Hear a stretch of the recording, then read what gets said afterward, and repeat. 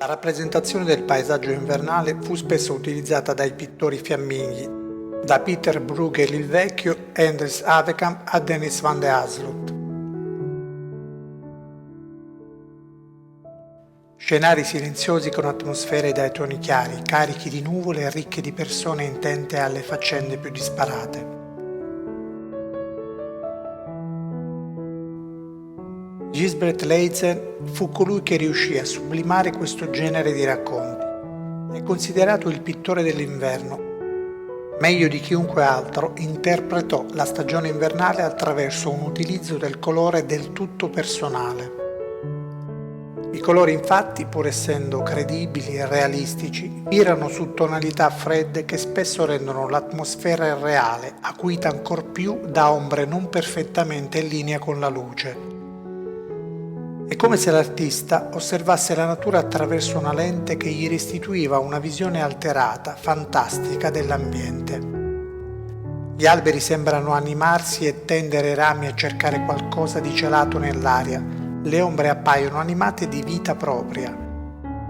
Guardando i quadri di Leitzen ci si chiede chi siano i personaggi che camminano sulla neve, dove stiano andando e cosa stanno pensando.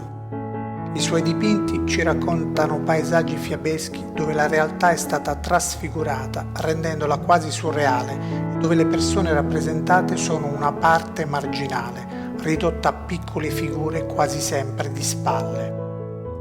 Leitzen lavorava per velature, dipingendo lo sfondo e poi tutti gli altri elementi. Ma esistono veramente i luoghi dipinti da Leitzen? Quale fu la sua fonte di ispirazione?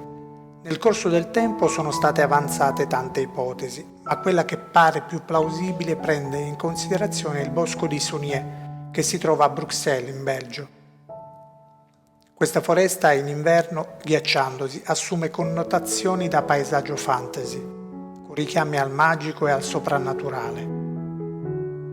Il luogo fu sicuramente scelto anche da altri pittori. Dennis van Hasselt ne è un esempio. I paesaggi di Leitzen rimangono nella storia dell'arte come un fulgido esempio di poetica del racconto, di come si possa osservare la natura nelle sue varie manifestazioni e interpretarla attraverso i sentimenti, il sogno, la fantasia.